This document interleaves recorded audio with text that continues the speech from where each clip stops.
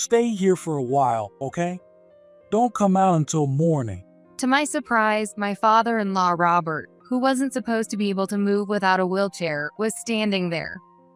With a stern expression, he said this and then left the basement, leaving me in shock.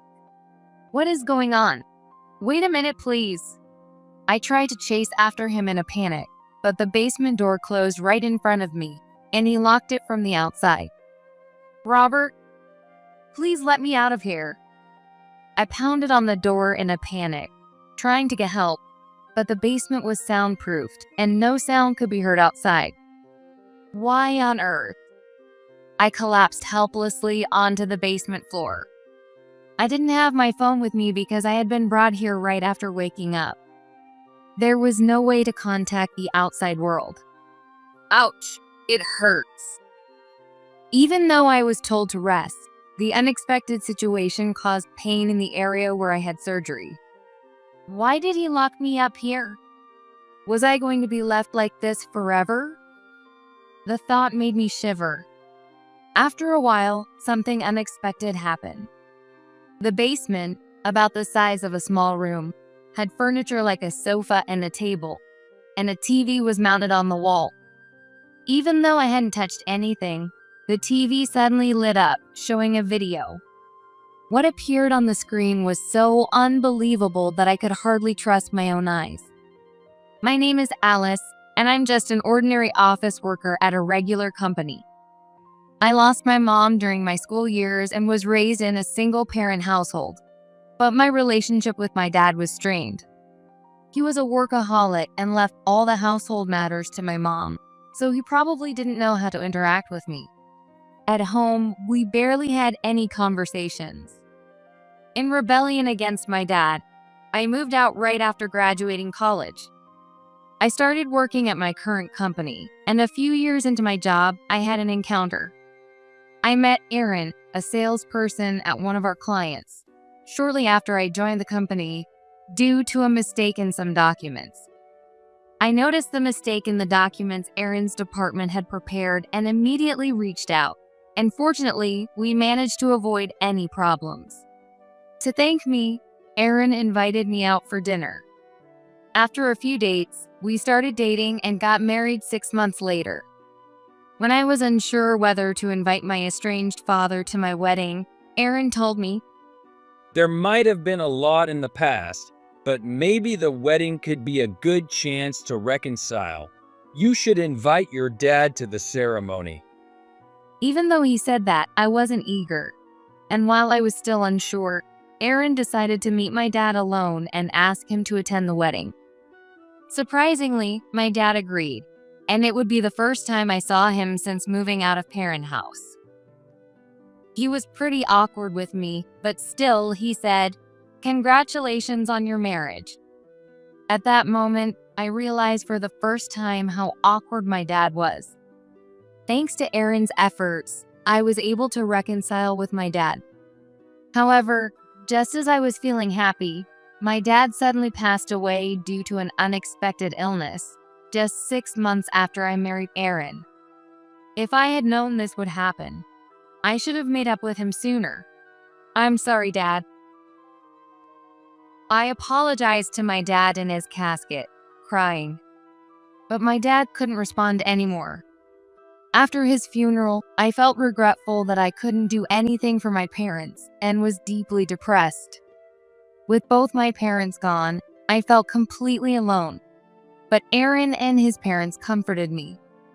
From now on, you've got us as your family. You don't need to worry about anything. That's right. I think of you as my real daughter, Alice, so please rely on us for anything. Even Aaron's usually quiet and reserved dad nodded at his mom's words. Thanks to them, I was able to overcome my grief over losing my dad and look ahead. However, it later became clear that their kindness was a lie, but at that time, I had no clue about the malice behind their smiles. A few years after my dad's funeral, my father-in-law, Robert, had a self-inflicted car accident while he's driving. Fortunately, his life wasn't in danger, but he injured both of his legs in the accident and ended up in a wheelchair. The police investigation found a problem with the brakes on Robert's car. They said that was probably the cause of the accident. Robert could no longer go golfing, which he loved, and he ended up staying inside the houses all the time. Being stuck at home made him feel down, and he started taking it out on my mother-in-law, Carol, more often. "Are you okay, Carol?" When I went over to their houses, I could see the exhaustion on her face. He's the one suffering the most. I'm fine. She took care of Robert devotedly since he couldn't move the way he wanted. To help cheer him up, she decided to start gardening in their yard, hoping the flowers would lift his spirits. Before long, the garden was full of blooming flowers, and it became a topic of conversation around the neighborhood. But despite all her dedication, Robert's stubbornness didn't change. In fact, he became even more insistent on refusing any interaction with others, withdrawing into his room in isolation. Even though Carol said she was okay, taking care of someone is physically exhausting. Hey, Alice, I've got something to discuss. How about we move in with my parents? One day, Aaron brought it up. Currently, Aaron and I lived about 10 minutes away by car from his parents' house, just the two of us. His suggestion was for me to quit my job and move in with his parents to help take care of his dad. I've been worried about them too, and I'll do whatever I can. I agreed to Aaron's proposal.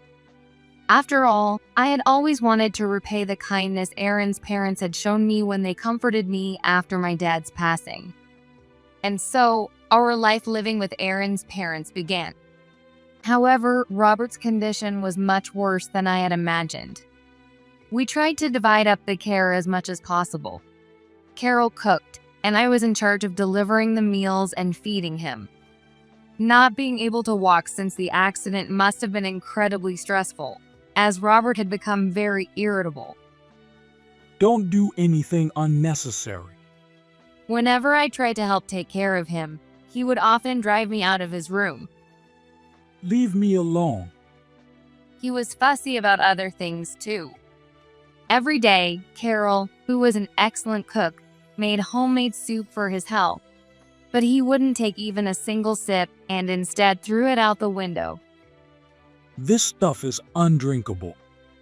Seeing him trembling with rage and dismissing the soup like that, I found myself at a complete loss.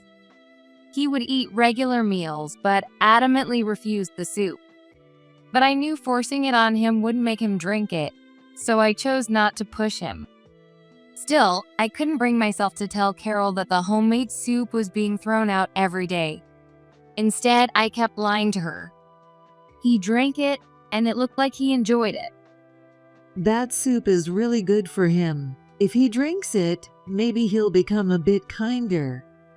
It pained me to lie to Carol, who didn't know the truth, but I just couldn't bring myself to tell her. Robert continued to stay shut in his room, showing no signs of change. Even when I spoke to him, there was no trace of the kind Robert he used to be, and all I got were cold replies. Stop wasting your time caring for an old man like me and just leave. Your forced kindness is just annoying. He yelled at me to get out more and more, and I felt really down seeing how much he'd changed. Carol suggested that perhaps his injuries from the accident were causing symptoms similar to dementia. Robert was still in his 60s. If it really was dementia, it was way too early. The thought that he might never return to the kind man he used to be made me feel incredibly sad. About 6 months went by like this, and one day, I suddenly felt a sharp pain in my stomach and lost consciousness. When I came to, I was in the hospital, and the doctor diagnosed me with a stomach ulcer. They said it was probably caused by the stress of caregiving. Due to the unexpectedly heavy bleeding, surgery was necessary. I was worried about my in-laws while I was in the hospital, but there was nothing I could do about it if I had to be admitted. Don't worry about anything at home. Just rest and get better. Since Aaron told me that, I decided to take him up on his offer. My surgery was successful, but I couldn't go home until the wound healed properly. In the end, I stayed in the hospital for 3 more weeks. Aaron and Carol visited me every few days to check on how I was doing. Don't worry about things over here. Just focus on getting better. I'm looking forward to the day Alice comes home. They both said such kind words to me. But Robert never came to visit, partly because of his bad legs and partly because he clearly disliked me. I felt a little lonely, but I had no choice but to accept it. Would he stay like this forever? Even though he was so harsh, I couldn't bring myself to hate him when I remembered the kind Robert he used to be. Once I got discharged, I planned to do my best to see if we could find some common ground. After a while, my wound completely healed, and I got permission from the doctor to leave the hospital. However, even after returning home, I was told by the doctor to rest for a while. Having been cooped up in the hospital for weeks, I thought I'd move around a lot once I was discharged, but the doctor warned me that was out of the question. If you don't take it easy, you'll end up back in the hospital. Hearing that, I promised the doctor with a wry smile. I am resting at home. A few days after finally getting back home, I woke up to a noise. It was the sound of someone knocking on my bedroom door. Since Aaron and I slept in separate rooms, someone had definitely come looking for me. I checked the clock, and it was 2 a.m. Who could possibly need something at this hour? Feeling puzzled, I rubbed my sleepy eyes and opened the door leading to the hallway. Whoa! Suddenly, someone grabbed my arm. The hallway was dark, and I couldn't see who it was. I tried to resist in my confusion and fear, but my body was trembling and I couldn't move properly. I was dragged by this mysterious person into the basement. In my in-laws' basement, there's a room that Robert had built for his karaoke hobby, but it hadn't been used recently, and I had never seen anyone go in there. Who are you? As soon as we entered the basement, the light was turned on, illuminating the room, and I finally saw who had brought me here. To my shock, it was Robert, who supposedly couldn't move without a wheelchair, standing upright. Stay here for a while, okay? Don't come out until morning. With a stern expression, he said this and then left the basement, leaving me in shock. What is going on? Wait a minute, please. I tried to chase after him in a panic, but the basement door closed right in front of me, and he locked it from the outside. Robert, please let me out of here. I pounded on the door in a panic, trying to get help, but the basement was soundproofed, and no sound could be heard outside. Why on earth? I collapsed helplessly onto the basement floor. I didn't have my phone with me because I had been brought here right after waking up. There was no way to contact the outside world. Ouch. It hurts. Even though I was told to rest, the unexpected situation caused pain in the area where I had surgery. Why did he lock me up here? Was I going to be left like this forever? The thought made me shiver. However, after a while, something unexpected happened.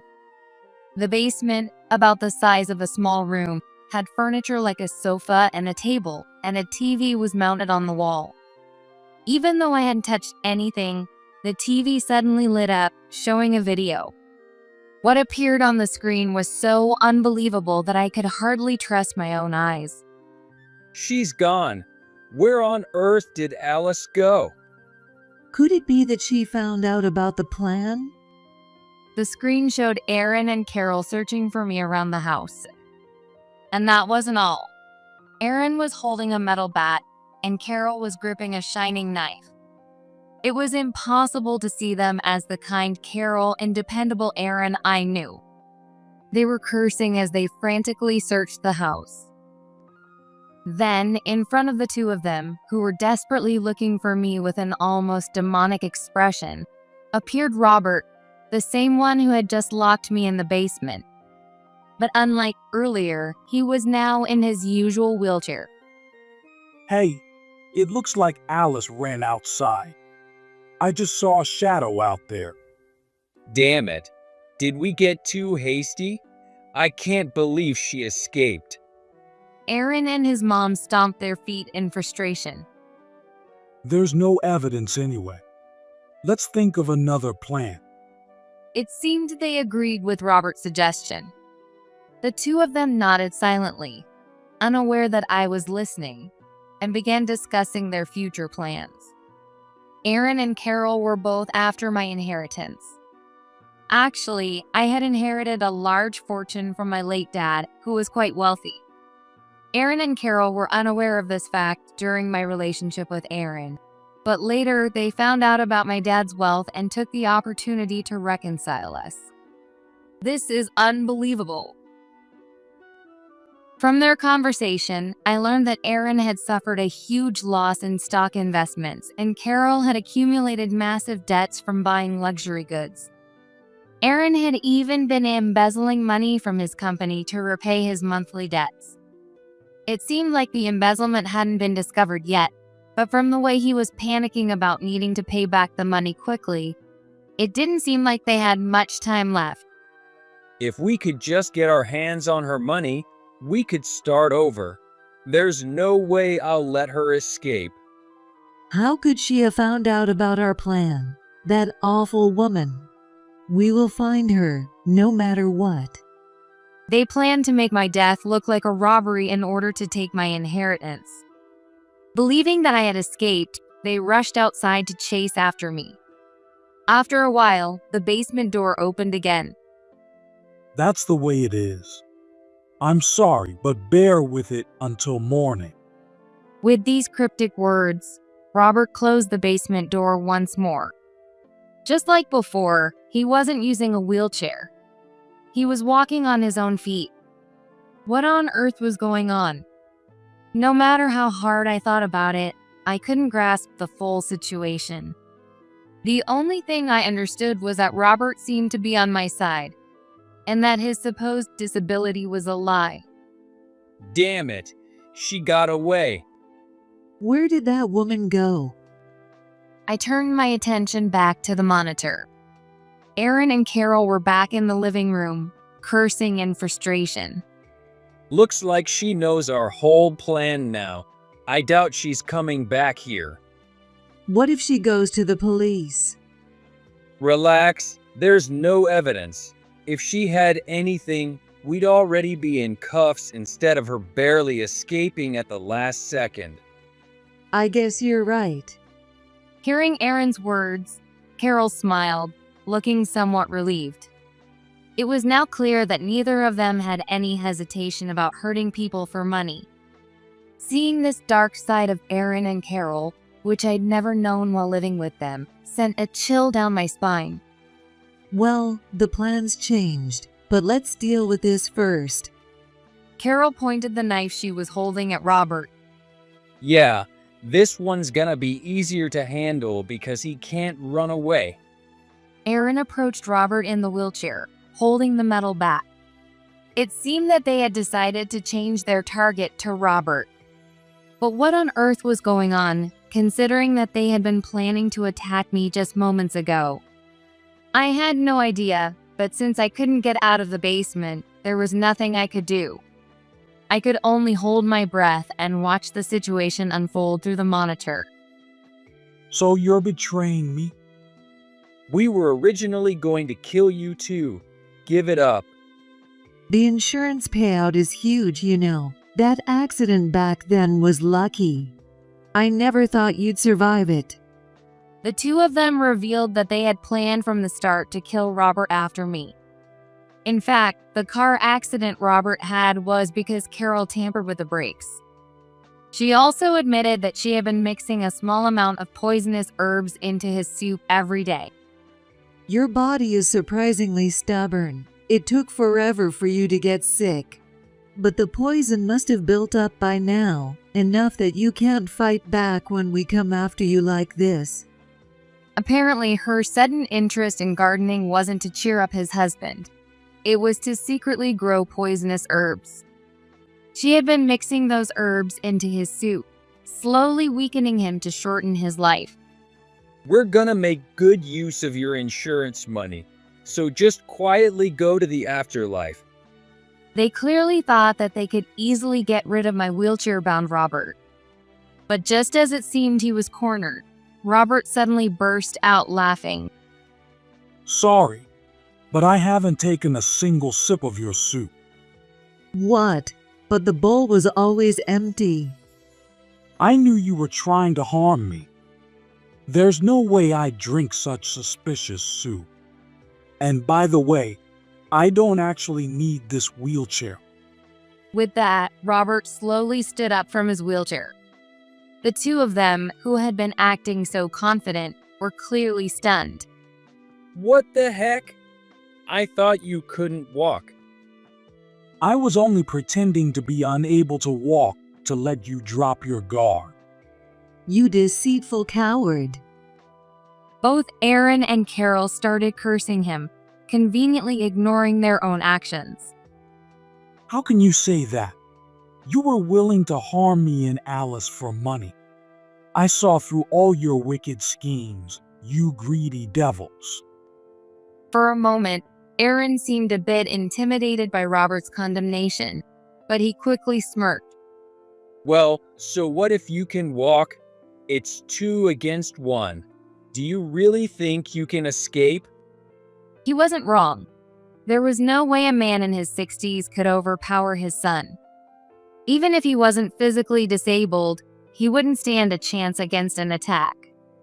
Aaron moved closer to Robert, wielding the metal bat. Although they were shocked by the fact that he could walk, it didn't seem like they had any intention of abandoning their plan. Robert was in real danger. Feeling helpless, I watched the monitor, completely glued to the scene. But then I noticed something. There was a red light flickering through the living room window. Soon after, several police officers burst into the living room. The red light I had seen earlier was the flashing light from a police car. Caught off guard by the sudden arrival of the police, both Aaron and Carol panicked. The officers assessed the situation and immediately restrained Aaron and Carol, who were both holding weapons. Why are the police here? Let me go. I haven't done anything. The two of them struggled, trying to escape, but the police weren't about to let them get away. I had already called the police. Alice is being protected in the basement, so you couldn't harm her. Your plan has failed too bad. Damn it! You sold out your own family. You were the ones who betrayed me first. Reflect on that while you're behind bars. You bastard. Aaron broke free from the police's hold and tried to punch his dad, but he was quickly subdued again. We're arresting you both for attempted murder. The police put handcuffs on the two of them. Carol began sobbing softly in shock. Aaron and his mom seemed to realize it was over for them, and they slumped in resignation. After a while, Robert opened the basement door for me. Apparently, Aaron and Carol had been taken away in a police car. It's all over now, Alice. I'm truly sorry for putting you through such a frightening experience. Robert apologized to me. Please don't apologize. If you hadn't saved me, who knows what would have happened to me? If he hadn't hidden me in the basement, I would have been attacked by Aaron and Carol. I would have likely lost my life. They started acting strangely after they learned your father was wealthy. They wanted to kill you and inherit your fortune. It's truly pathetic. After the accident, Robert had undergone rehabilitation and regained his ability to walk without a wheelchair. But he had pretended to still be injured to deceive Aaron and Carol and make them let their guard down. His cold attitude towards me was also an act to make Aaron and Carol believe he was on their side, so they would include him in their plans. Thinking they had him on their side, they had revealed part of their plan to him, but I didn't expect them to push you to the point of a stomach ulcer. I'm sorry. If I hadn't done that, they wouldn't have trusted me, so I had to act cold. With that, Robert apologized once again for everything that had happened. I honestly thought you hated me, and I felt so down. But to think there was a reason behind it all, I'm the one who should apologize for not realizing. You don't need to apologize. It was all my failure to keep things under control. I almost put you in real danger. Apparently, Robert had realized fairly early on that Aaron and Carol were targeting my life. He had been waiting for the right moment to ensure they would be caught by the police in the act. I'm planning to visit Aaron soon. I know I could just leave it and never see him again, but I really want to give him a piece of my mind. I see. You definitely have the right to confront him. Just be careful. A few days later, I visited the detention center where Aaron was being held. Why did you do something so stupid? It's your fault. Why did you hide the fact that your dad was rich? That's just not right. My dad's wealth has nothing to do with me. Thanks to you, I was able to reconcile with him, but I guess it was all just for the money. Of course it was. Why do you think I was so nice to you? You got a huge inheritance after the funeral. As your husband, I deserved my share. If you had just handed it over, none of this would have happened. Hearing such a selfish excuse, I regretted coming and sighed deeply. Too bad, but your plan was doomed from the start. My dad's entire estate was donated to a children's care facility according to his will.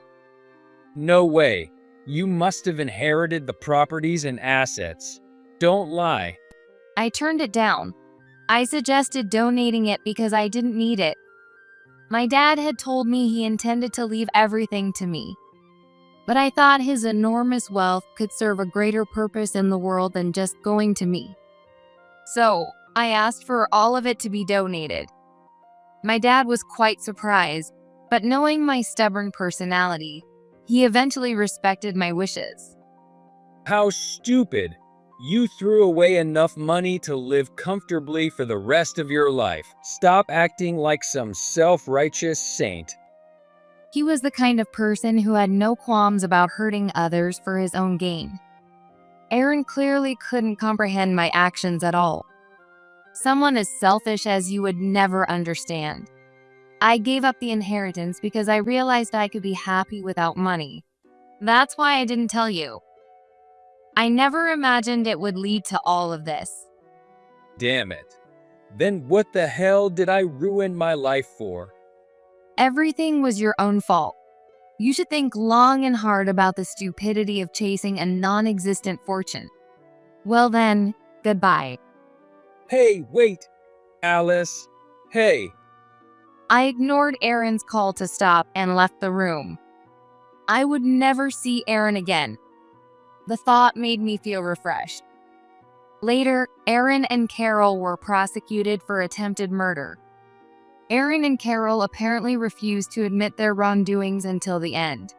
But Robert had secretly installed a security camera in the living room and submitted the footage to the police, which served as strong evidence. Furthermore, Aaron was also arrested for embezzling money from his company, and it seemed he wouldn't be able to avoid a lengthy prison sentence. Eventually, I received letters of apology from Aaron and Carol, supposedly to get a reduced sentence, but they were filled with self-serving excuses. Disgusted, I tore the letters up without even replying. Afterward, I hired a lawyer and officially divorced Aaron. Since Robert sold the houses and the land along with them, Aaron and Carol would have nowhere to return to once they got out in a few years. Imagining the bewildered expressions they'd have at that moment gave me a sense of satisfaction. Both Robert and I moved to a distant place. It was to ensure that Aaron or Carol wouldn't be able to harm us if they were ever released. I regularly go to check on Robert. I can manage on my own. You don't have to worry about me.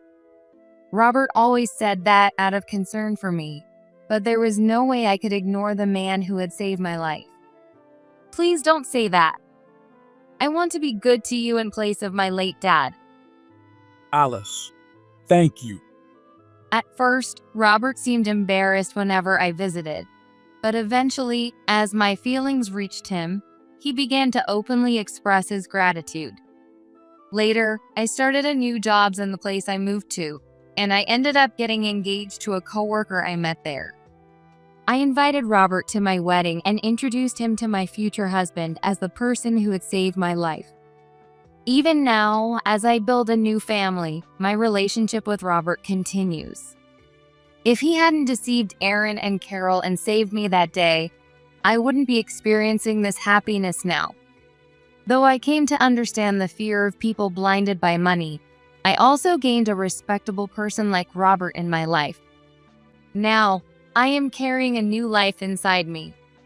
After my baby is born, I plan to visit Robert and introduce him to the newest member of our family.